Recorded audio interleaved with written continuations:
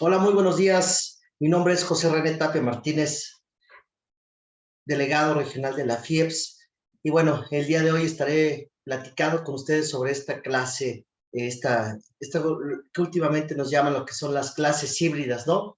Lo que son el de pasar de una cuestión presencial a una cuestión remota.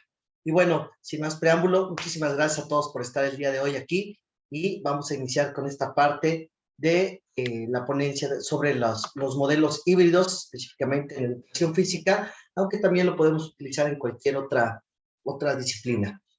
Y bueno, como antecedente, les diré que, bueno, hay diferentes tipos en la legislación de México. Reconoce tres modalidades, ¿no?, de escolaridad. La primera es la escolarizada, que es la que llevamos normalmente desde educación básica, toda esta cuestión de tener clases en un horario y llevar toda esta cuestión de escolaridad. La otra es la modalidad no escolarizada y esta, bueno, tiene diferentes variantes. ¿A qué me refiero? A que, bueno, pueden ser servicios como de educación abierta, ¿sí? O lo que antes también era llamado como educación a distancia, ¿no? Entendiendo que esta modalidad a distancia, pues hace mucho tiempo, pues se podía recibir toda lo que es la educación a través del correo, ¿no? Y bueno, a partir de ahí también podemos ir avanzando a través de la historia hasta llegar a lo que se le llaman los sistemas virtuales, o mejor dicho, lo que es también la educación en línea.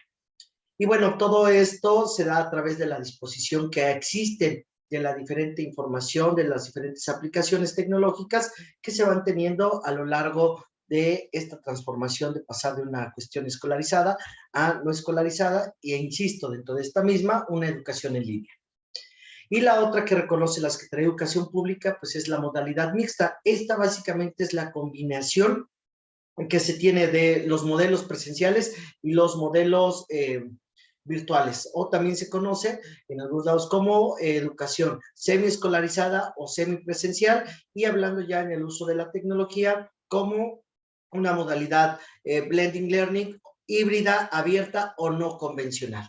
De tal manera que estas son las tres modalidades que reconoce la Secretaría de Educación Pública, y resumiendo, insisto, es una cuestión escolarizada, una no escolarizada y aquella que es una conjunción y la llamamos educación o modalidad mixta.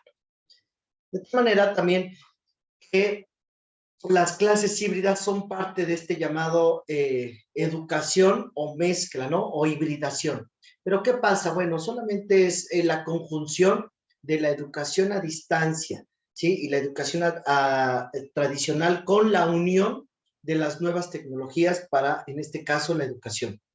El principal objetivo de estas clases híbridas pues era solucionar, ¿no?, los problemas que tenían algunos alumnos en cuestión de la dificultad de asistir a una clase específica en un día, en un horario, las diferentes actividades, o también por la cuestión de las distancias, ¿no? Ya que, por ejemplo, existen algunos lugares donde para trasladarse a una escuela o a una educación más próxima, pues hay que viajar 2 o 3 horas para poder hacerlo. De tal manera que es de ahí de donde nace esta educación o estas clases híbridas, en donde con la ayuda de la tecnología pues se puede seguir educando a cualquier persona en cualquier contexto.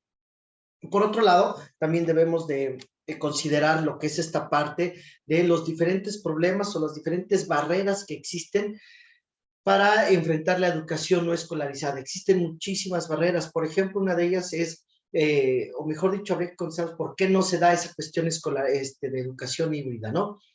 Uno de los principales problemas o barreras que existen es principalmente que existen estos prejuicios sobre la modalidad, ¿no?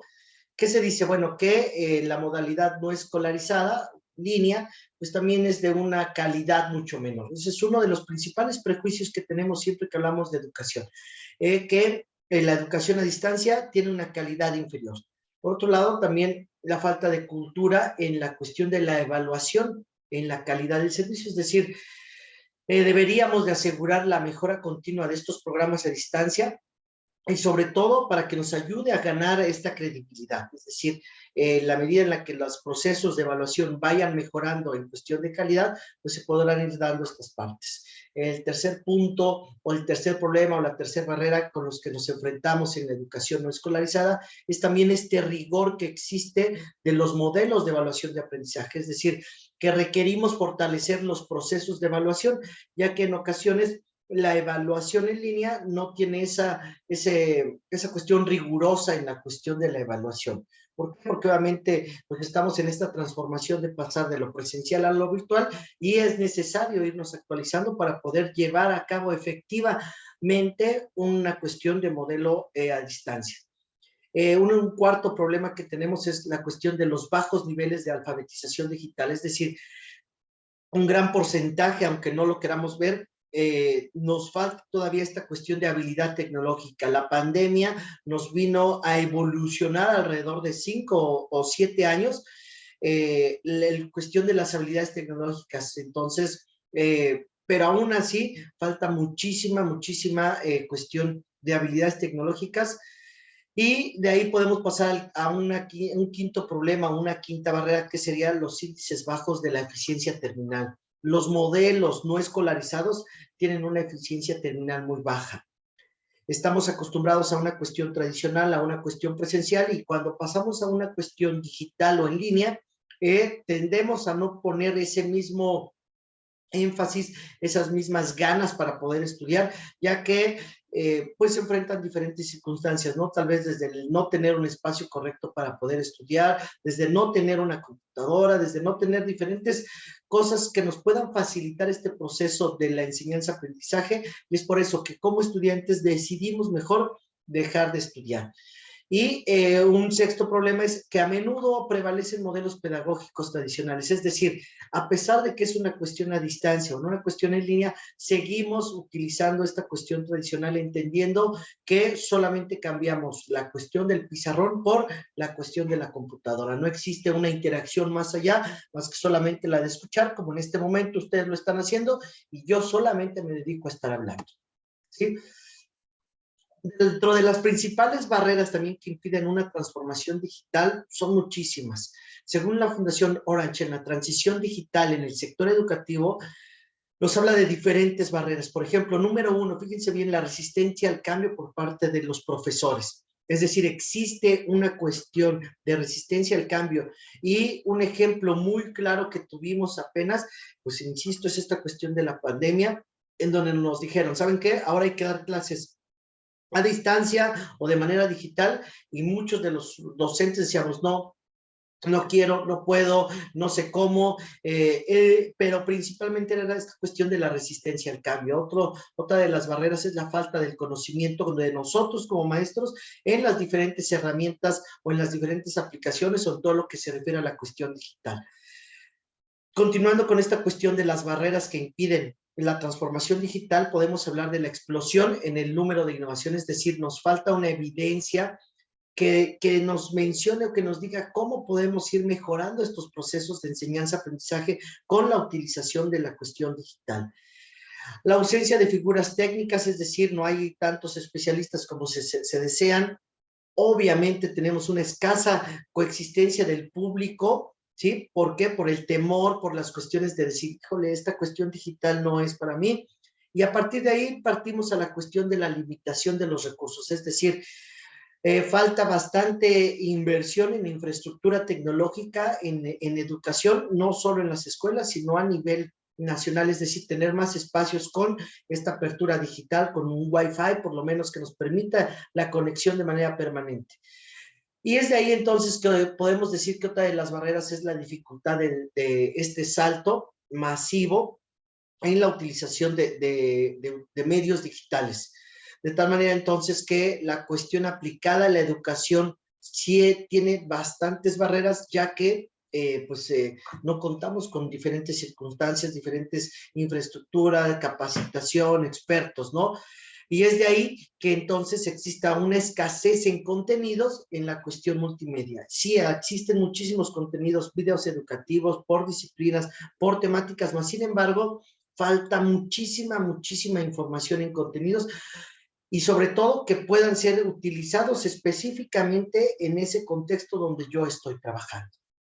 Y partiendo entonces de estas cuestiones de las barreras, podríamos hacer un análisis, fíjense bien, de las tendencias que se tienen a nivel mundial para esta transformación digital y que son las que nos van marcando una pauta.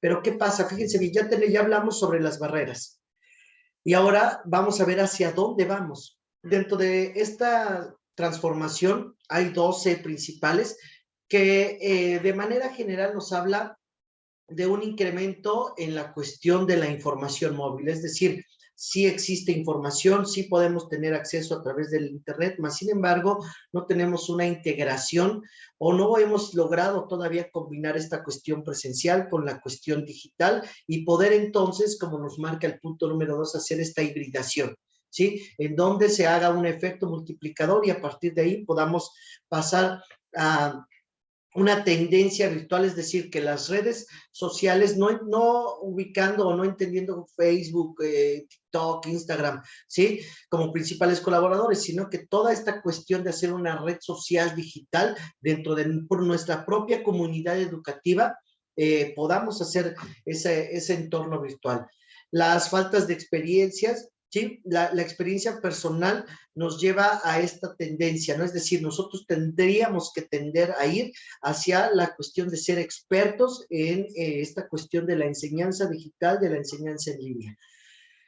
Otra de las principales tendencias es toda esta posibilidad que nos da las nubes y los servicios que nos ofrece tener todo en una nube. Por un ejemplo muy básico sería, por ejemplo, esta cuestión de Google Drive, ¿no? Que nos permite tener archivos digitales, imágenes, videos, archivos PDFs, poder trabajar de manera colaborativa y que todo esté en la nube sin necesidad de tener que cargar una memoria, ¿no? Como la conocemos de manera natural. Y otra de las tendencias que se tiene, fíjense bien, es esta cuestión de la oferta de cursos en línea de manera masiva, es decir, sí han existido muchas seminarios, pláticas como esta precisamente, mas sin embargo, la tendencia es ir a una capacitación en línea de manera masiva, es decir, que nosotros podamos tener esta preparación, estos talleres, estos cursos, estos diplomados a través de una plataforma, como por ejemplo puede ser Neo, puede ser Edu 2.0 o algunas de las más conocidas como Classroom. Y a partir de ahí entonces pasar a objetos que integren toda esta generación de datos y poder interactuar entre nosotros mismos a través de una plataforma.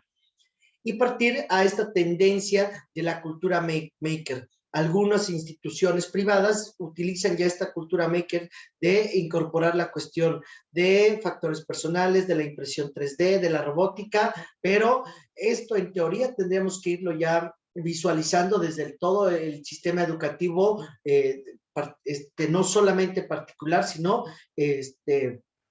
las instituciones de gobierno, ¿no? Toda esta cuestión de todas estas escuelas pertenecientes directamente a la Secretaría de Educación Pública. Y bueno, para que entonces podamos pasar a otra de las tendencias que nos habla sobre la personalización, que es la número 9 y que esta tiende a ir al análisis de toda esta información. Por ejemplo, plataformas de todo tipo de redes sociales a través de cada cosa que yo voy cliqueando, que yo voy dando clic, aceptar o visualizando, nos van analizando y van dando toda esta información de datos y es ahí donde nosotros tendríamos que aplicarlo en la cuestión educativa para conocer mejor a nuestros alumnos, saber cuáles son sus necesidades, saber qué es lo que quieren de una manera digital y a partir de ahí poder empezar a elaborar toda esta cuestión de oferta educativa, creando estos contextos y poder llegar a una hibridación de manera exitosa. Y si queremos visualizarnos más allá de, pues lo que viene en tendencia es la cuestión de la realidad virtual. E insisto, hay algunas escuelas particulares que lo empiezan a manejar, pero tendremos que empezarlo a manejar ya desde las escuelas públicas. Y obviamente tenemos una gran división entre lo que estamos empezando, lo que estamos intentando hacer en la cuestión de tener clases presenciales, semipresenciales, ocupar diferentes aplicaciones que nos permitan crear estos modelos educativos utilizando la tecnología, pero ir a esta realidad virtual va mucho más allá de todo lo que nosotros podemos crear en este momento. para que entonces una de las tendencias principales a nivel mundial es la cuestión que le llaman el Internet de las cosas, y esta tiene que ver con toda la cuestión en donde interactúan los objetos inanimados a la distancia a través de las diferentes redes. Es decir, que todo esté conectado con todo y que todo pues, esté en cualquier momento, en cualquier espacio, y es ahí a donde tenemos que empezar a visualizar la cuestión de los modelos utilizando la tecnología. Y si se dan cuenta, esta parte de los modelos híbridos es solamente una pequeña parte, ¿no? Una pequeña tendencia, ¿sí? De todo lo que se espera que nosotros podamos hacer con el uso de la tecnología. Es decir, tenemos un gran camino que recorrer, estamos empezando a avanzar, eso es bueno, ya avanzamos, pero ahora sí es momento de pensar en ir más allá para que entonces podamos tener por lo menos algunas de las principales tendencias ya en nuestras escuelas de educación, eh, ya sea básica, media superior o superior. De tal manera entonces que la cuestión de la educación virtual pues no implica renunciar, o de la cuestión del modelo híbrido no implica renunciar a la cuestión de la cuestión presencial, sino ocupar lo mejor de la formación en línea junto con la educación presencial, juntarlos, y es ahí donde se da esta unión y donde se da esta cuestión híbrida, es decir, ocupar lo mejor de ambas cosas en el supuesto de poder mejorar cada uno de los aspectos importantes en la educación. El modelo integrado o el modelo híbrido implica diferentes situaciones. Por ejemplo, número uno, la combinación de planificar las cuestiones de la modalidad, es decir, utilizar lo mejor, como ya lo decía yo hace rato, lo mejor de cada una de estas dos modalidades, tanto presencial como virtual, para poderlas juntar en este modelo híbrido. También implica ocupar diferentes medios o formatos o aplicaciones, como por ejemplo de video, de texto, de audio, de cuestiones sincrónicas, de cuestiones asincrónicas, de cuestiones, aplicaciones, de tutoriales y de toda esta cuestión digital, ocupar varios modelos de este tipo o varias herramientas de este tipo para poderlas conjuntar en un fin o con un objetivo educativo.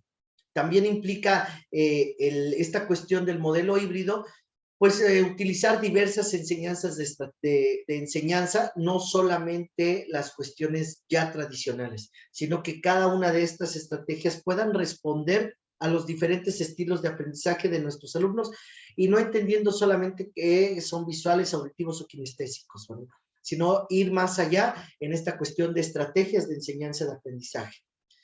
Por otra parte, también este modelo nos implica o nos obliga a mejorar nuestros procesos de enseñanza-aprendizaje, es decir, quitarnos esta cuestión, insisto, de manera tradicional, entendiendo la cuestión de la tradicionalidad como el que solamente el docente habla y el alumno tiene que aprender o memorizar, para que entonces podamos entender que debemos de relacionar el objetivo con las actividades, los contenidos, la evaluación, utilizando toda esta cuestión tecnológica, y podamos hacer toda esta cuestión del proceso de enseñanza-aprendizaje en un modelo híbrido, insisto, utilizando lo mejor de los dos, tanto la cuestión presencial como de la virtual.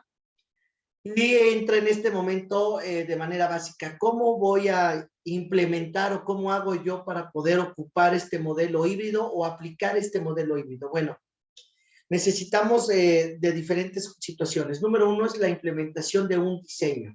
Y este nos lleva a que primero necesitamos contar con una teoría educativa de referencia. Por ejemplo, identificar cuál es el modelo o la teoría educativa que en este momento se está llevando a cabo. Es decir, si es constructivista, si es tradicional, todo esto. El mismo programa, afortunadamente en educación básica no lo marca, y todos los programas deben de tener esta parte epistemológica en donde nos diga cuál es esta teoría educativa de referencia que tiene este programa, para que entonces podamos a partir de ahí empezar con toda la cuestión del diseño instruccional basados en esta teoría, ¿sí? Después de eso, bueno, necesitamos solamente el apoyo de la institución. ¿Para qué? Para poder crear todo este proceso de adopción, de difusión, utilizando esta cuestión, ya decidiendo qué plataforma va a ser más funcional, cómo lo vamos a hacer, porque a partir de ahí esta cuestión de la aplicación, de la adopción y de la difusión del proceso, entonces va a ser muy importante esta cuestión de los profesores, es decir, empezar con la capacitación docente para el manejo tanto de la propia herramienta que la institución defina o la plataforma que elijan, insisto, que hay bastantes, hay algunas que utilizamos como Schoology, nos puede servir, Classroom, Neo, Edu 2.0 y algunas otras por ahí que pueden existir que nos permiten este intercambio de manera sincrónica, la utilización de diferentes herramientas, pero sí es necesario que el docente ocupe y sepa cómo se maneja esta plataforma. Entonces, si se dan cuenta, estos 3 pasos son básicos y muy indispensables. Repitiendo, es, número 1, basarnos en la teoría que nos marca el propio programa, para que entonces podamos empezar a hacer todo el diseño instruccional. Teniendo este diseño instruccional, pasamos a la cuestión de la adopción, es decir, que el docente conozca, maneje y domine todas estas aplicaciones y herramientas con la cuestión de la capacitación. Y aquí, en la cuestión del diseño instruccional, tendríamos que preguntarnos, ¿verdad? Algunas cuestiones muy básicas como, ¿quiénes serán estos sujetos que van a aprender? ¿Por qué deben de aprender tal o cual cosa, no? ¿Qué es necesario que aprendan? Y sobre todo, ¿cómo aprenden ellos? Si nosotros nos basáramos en estas preguntas tan básicas, entonces podríamos definir el tipo de aprendizaje en este nuevo modelo híbrido, o en este modelo híbrido, pues tiene que ser un aprendizaje que debe de ser de manera activa, es decir, basándonos, como lo veíamos en la anterior, en actividades a través de autores como Vygotsky, Piaget o algunos otros por ahí. 2, el aprendizaje debe de ser experiencial, es decir, debe de tener una experiencia o debemos de partir de la experiencia del propio sujeto para que entonces también a partir de esta famosa educación in situ, es decir, la educación en el momento, en el lugar, en el propio contexto, pueda darse esa propia experiencia basándonos en las cuestiones de ciclos de aprendizaje, como por ejemplo, insisto, de Kolb, de Piaget, de Lewin, y bueno, para que entonces podamos partir a que se debe de hacer esto que nosotros llamamos aprendizaje colaborativo, es decir, basarnos en la idea de un trabajo grupal y social, que es lo que ahora está como empezando a ponerse de moda, ¿no? Esta cuestión del aprendizaje colaborativo, de estas cuestiones de trabajar con base en proyectos, en donde en teoría todos los docentes de la misma institución tendrían que juntarse, platicar qué es lo que van a hacer, por ejemplo, en cada semestre, para que a partir de ahí puedan, como colectivo, decidir cuál es el proyecto en donde cada una de estas asignaturas o áreas le abonan algo para que el alumno aprenda y al final él pueda crear su propio proyecto y de esa manera se pueda dar este nuevo aprendizaje colaborativo. Y bueno, se sugiere que debe de estar guiado bajo los objetos colectivos de la taxonomía de Bloom para que entonces podamos ir desde las cuestiones básicas hasta lo más complejo y se pueda hacer que el alumno tenga todo este proceso de metacognición que se requiere. Y bueno, entendiendo esta parte, ¿qué es lo que necesitaríamos o cómo podríamos aplicar este modelo B-Learning, es decir, este modelo híbrido que organiza de manera pedagógica todo este proceso de enseñanza-aprendizaje? Bueno, número 1, la cuestión de utilizar tecnologías interactivas, ¿sí? Como tutoriales, videos, blogs, cuestiones de gamificación, básicamente utilizar algún tipo de software, ¿no? Para que entonces podamos pasar a la división, ya que tengo esta definición de cuáles son las tecnologías interactivas que voy a aplicar, entonces pasar a la división de trabajos de grupos. Es decir, en donde podamos definir un tipo de líder, donde a cada uno de los integrantes de este grupo tengan una actividad específica y una responsabilidad sobre todo. Teniendo entonces ya estos pequeños grupos, pues entonces podemos pasar a la conformación de la comunidad social del aprendizaje. Si se dan cuenta, nosotros en este modelo híbrido debemos de considerar básicamente la cuestión de la enseñanza recíproca, la enseñanza en pequeños grupos y todo este tipo de estrategias que nosotros utilizamos en cualquier asignatura y obviamente también en educación física, ¿no? el descubrimiento guiado, la resolución de problemas, todo este tipo. Y entonces, ya teniendo esta conformación de las comunidades de aprendizaje, podemos pasar al siguiente paso, que sería la secuencia o los pasos que nos van a llevar por cada una de las etapas, es decir, ir de lo más sencillo a lo más complejo, para que entonces podamos hacer esta cuestión de alargar o prolongar las clases presenciales a través de las herramientas de la web 2.0, para que entonces lleguemos al paso final, al número 6, que sería la cuestión de estos entornos de aprendizaje, los cuales tienen que ser definidos por cada una de las asignaturas o por cada uno de los docentes. Y a lo mejor en este momento muchos dirán, ay, estoy perdido, no me queda claro. Bueno, este es un ejemplo muy básico de cómo nosotros podemos hacer esta cuestión del modelo híbrido, o también llamado modelo flipped del aprendizaje. Por ejemplo, sabemos que las clases de manera, en este modelo las debemos de dividir en tres básicamente. La primera, todo lo que el alumno tiene que hacer antes, ¿sí? Como antes de llegar al aula. El 2, lo que hace en el aula. Y por último, lo que haría después del aula. Y entonces nosotros podemos ver y analizar aquí de manera muy, muy breve cómo nosotros estamos, o cómo podríamos aplicar esta cuestión del modelo híbrido ya netamente en nuestra clase. Por ejemplo, antes de clase, el profesor, ¿verdad? Tendría que tener listo su canal de YouTube, o el video o el material digital que el alumno tendría que analizar y revisar. Obviamente este material ya estaría en una plataforma, hablemos por ejemplo de Classroom. Esta información ya está en Classroom, el alumno entra, puede verla, la analiza, toma nota, todo lo que el docente le requiera pedir o solicitar, para que entonces con toda esta información el alumno ya pueda llegar al aula y entonces puede decir, profesor, tengo esta duda, esto no me quedó claro, me podría sugerir. Y entonces aquí en el aula, ya con todo este aprendizaje previo que el alumno tuvo que haber analizado, se puedan hacer actividades guiadas a través del profesor, ¿sí? Con la participación de los estudiantes. Puedes utilizar dispositivos móviles o no, como tú lo requieras.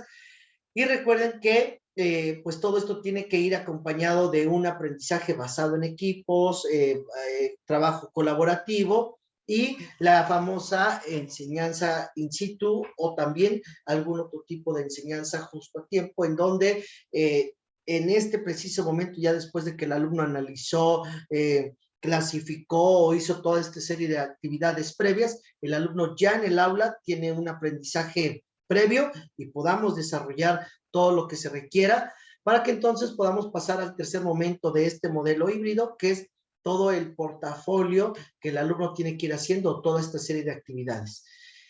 Y es aquí en donde, si ustedes lo ven, es de una manera muy sencilla. Número uno, ¿qué hago? Yo le tengo que decir o asignar al alumno qué es lo que requiero que él aprenda, o qué sepa, o qué debe de tener como aprendizaje previo antes de llegar a clase. Número dos, esta cuestión es de actividades de reforzamiento del aprendizaje en el aula, ya con la presencia de nosotros como docentes. Y número tres, esta distribución de actividades que le van a permitir al alumno solamente tener un aprendizaje reflexivo, un aprendizaje de manera más secuencial, y sobre todo un aprendizaje para la vida, ya que de esta manera no se queda netamente con lo que vemos en línea, ¿no? Porque a veces es lo que nos falta. Estamos cayendo en la cuestión de cómo es en línea. Bueno, yo te mando la información, analízala y listo. Mándame una actividad y hasta ahí se queda. Y no, insisto, el aprendizaje de este modelo híbrido tiene su base en todo lo que yo quiero que mi alumno tenga o aprenda o conozca antes de llegar a mi clase. En mi clase hago esta expansión del conocimiento, y entonces ya con cero dudas el alumno puede ir y trabajar para que entonces pueda ir haciendo todas estas actividades lo mejor posible. Y entonces, a partir de ahí, después de preguntarnos esta parte y de ver esta parte o este pequeño ejemplo de cómo lo hacemos, de manera general, el modelo híbrido entraría en estos siguientes 8 puntos. Número 1, enviar nosotros el material al alumno. Número 2, el alumno recibe esta información, la reflexiona, responde los diferentes cuestionamientos y esto va a preparar al alumno para las preguntas que se van formulando. Como punto número 4, el alumno entonces recibe toda esta bonificación, estas observaciones, y entonces llega el momento o el paso número 5, que es la evaluación de todas estas necesidades de nuestros alumnos. La clase nos va a servir, ojo, para, insisto, discutir, aplicar y ejecutar todo lo que ya vimos previamente, y después de ello pasar al aumento en la cantidad de participaciones del docente para la mejora del aprendizaje. Y esto, bueno, si nosotros lo queremos ver de una manera cuantitativa, pues aumentar las calificaciones en cuestión, en medidas de exámenes, si es que alguien los sigue haciendo, si es que alguien los utiliza todavía para la cuestión de ver qué tanto conoce el alumno del tema. Puedes o no puedes ocupar esta parte, ¿no? Hay muchísimas formas en las que yo puedo comprobar si el alumno realmente tiene este aprendizaje significativo, ¿no? Y entonces, aquí hay otro pequeño ejemplo. Si nosotros vemos todo lo que está en cuadro gris, nos habla de la cuestión tradicional. Veamos lo primero, ¿no? Fíjense bien, dice el sistema. En el sistema tradicional, ¿qué hacemos? Pues previo a, pues no se hace nada, ¿no? En clase, el alumno, ojo, el alumno toma notas y se formula preguntas. Y después, ¿hasta dónde volvemos a encontrar? Bueno, hasta que previo a los exámenes o a las calificaciones, el alumno revisa sus notas y presenta un examen. Eso es lo que hacemos en un modelo tradicional. En el modelo híbrido, ojo, tenemos que ser, antes de cada tema, el alumno tiene que leer material para poder reflexionar, entenderlo sobre todo, y a partir de ahí él pueda generarse preguntas para que entonces en clase se pueda concentrar en lo que no entendió, responder todas esas dudas, para que entonces después de la clase el alumno, fíjense bien, dice, repase lo que ya vio, vuelva a analizar la información, estudie lo que ya se vio, para que al final pueda él mejorar la retención, la comprensión de todo este proceso de enseñanza-aprendizaje. Y bueno, es importante hablar dentro de este modelo híbrido, cuáles serían esas etapas o sugerencias para que nosotros como docentes podamos adoptar la innovación como una parte fundamental. Número 1, la etapa del conocimiento, es decir, debemos de tener este conocimiento del proceso de enseñanza-aprendizaje con utilización de la tecnología, ¿sí? Existen muchísimos, está el modelo e-learning, e-learning, m-learning, y nosotros debemos de saber en este momento que este modelo e-learning nos habla de toda la utilización de las diferentes aplicaciones y herramientas tecnológicas con esta función que debe de tener para la educación. Número 2, la etapa del aprendizaje, es decir, el profesor debe de interesarse por esta nueva forma de dar clases utilizando la tecnología. Después de que ya pasamos por conocer cómo funciona o qué es el modelo híbrido o el modelo e-learning, pasamos a la etapa del aprendizaje y después de ahí a la etapa de la apropiación, es decir, ya conozco, ya sé de qué trata, ahora lo voy a hacer mío, es decir, sí, estoy interesado en aplicar esta nueva metodología, quiero hacerlo, y entonces a partir de este propio ejercicio y de este propio proceso de ensayo y error, voy a entrar con la cuestión de la familiaridad, y es ahí donde el alumno, nosotros como maestros nos vamos a sentir cómodos utilizando esta cuestión de los modelos, utilizando la tecnología. ¿Qué pasa? Si alguien no conoce PowerPoint, le decimos, tienes que dar tus clases en PowerPoint, no se va a sentir cómodo. Cuando el docente ya domina, maneja y es un experto en PowerPoint, por ejemplo, va a saber qué hacer y se va a sentir mucho más cómodo. Lo mismo pasa con las demás aplicaciones. Si yo hablo de una aplicación o de una herramienta o de una plataforma o de un software y no lo domino, pues no voy a estar cómodo. Cuando ya lo domino, entonces yo mismo voy a empezar ese proceso para decir, voy a aplicar esta aplicación o este software para que mis alumnos aprendan, vean, conozcan, etcétera, etcétera. Cuando yo estoy en esta etapa de familiaridad, de confianza, entonces es momento de poder aplicar esto que ya conozco a través de otros contextos fuera de la enseñanza. Y entonces paso a la etapa de la integración, en donde yo puedo ir aportando, ya no solo lo que he visto, sino aportando nuevas cosas, nuevas propuestas, nuevas actividades a otros compañeros. Y quiero despedirme de ustedes, no sin antes decirles que, bueno, las historias de éxito nunca están tarde para escribirlas, así es que yo espero que empiecen a escribir su historia de éxito a partir de hoy y que empiecen a implementar este modelo híbrido en la medida de lo posible, en la medida de lo que cada uno de sus contextos se lo permita, con la finalidad de, número uno, estar pensando en estas tendencias que vimos al inicio, de ir a llegar a esas tendencias, de poder utilizar la tecnología en nuestros diferentes contextos, pero sobre todo de ir incorporando esta parte de la tecnología y dejar de lado esta cuestión del analfabetismo digital. Para mí es un gran placer haber estado con ustedes. Cualquier duda, estoy a sus órdenes. Muchísimas gracias y pues que tengan mucho éxito en todo aquello que realicen en el día a día. Hasta la próxima.